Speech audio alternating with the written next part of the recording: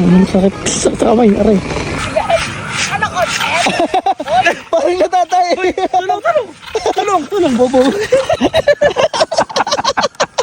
So what's up mga kaborbot, dahil sobrang lakas nga mga kaborbot ng hangin ay papali pa rin ulit namin tong eagle kite mga kaborbot. Dito nga mga kaborbot ay susubukan talaga natin kung gaanong kalakas ba ang kakayanin ng ating eagle kite. Sa mga nakarang araw nga mga kaborbot, eto na yata ang isa sa may pinakamalakas na hangin mga kaborbot. At syempre mga kaborbot, titingnan natin kung matibay ba talaga itong ating saranggola. Let's go! So nilagyan nga natin mga kaborbot ng tali yung ating magnesium na kite reel mga kaborbot. Eto nga palang kite reel natin na to mga kaborbot ay medyo may kabigatan talaga. So bala kong palitan mga kaborbot na medyo magaanggaan yung ating kite reel na yan para sobrang smooth lang mga kaborbot sa paglalarga ng ating mismong saranggola mga kaborbot. Sa mga oras na nga to mga kaborbot ay sobrang lakas talaga ng hangin na yan. At pagka ganito ang kalakas ng hangin mga kaborbot sa baba ay mas malakas pa ang hangin sa taas. Mga kaborbot, tara let's go. Palipan natin ng mataas.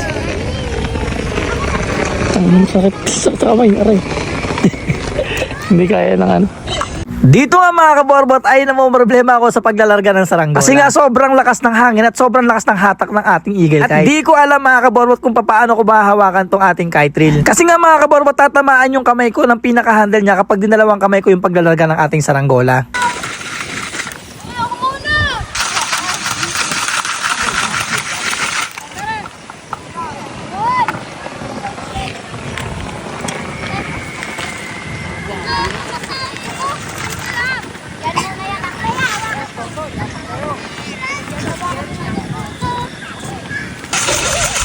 Kaya dryer na sira.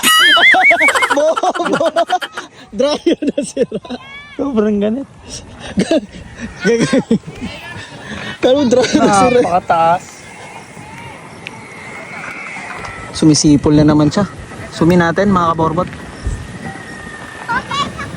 Grabe. Try mga kaborbot to. Hindi mo na siya makita tamaboy ah. Ubod ng wala na makikita. Kita mo yan, wala na. Di mo malapit na sa ano? Malapit na sa ulap. Sa ulap. So ito ay nasa 1,000. Grabe lang sa hangin. May 1,2? Oo. Mga ganit. Boy, try mo bitawan boy. Grabe. Yan o. Boy So ito pa yung maliit naming eagle mga kaborba. 2.6 meters to. Tingnan nyo, hindi pa namin nasasagad yan Pero grabe yung taas mga kaborbot. Napakataas niya talaga. Wala, hindi na nga makita rito. Ayan So yung tali natin mga kaborbot, bagting na bagting Higit na higit yung tali natin mga kaborbot. Ayan kung may lundo siya kapraso lang mga kaborbot, kapraso lang yung lundo niya tatanggal natin yung lock. Tapos parang natatay. Tulong bobo. Taga. Parang natatay si Da. Hindi niya lang pala kaya. Umuta ganun mga kaborbot. Kung binitawan ko yung masaktan ako mga kaborbot. Sabi niya, tulong. Natatay. Umuta lakas ang hangin. So hanggang dito na lang mga kaborbot at may kasunod pa nga ito mga kaborbot itong aming video. Puputulin na muna namin ito dito mga kaborbot at maraming salamat sa panonood ng aming content. And kita-kits mga kaborbot sa aming next vlog.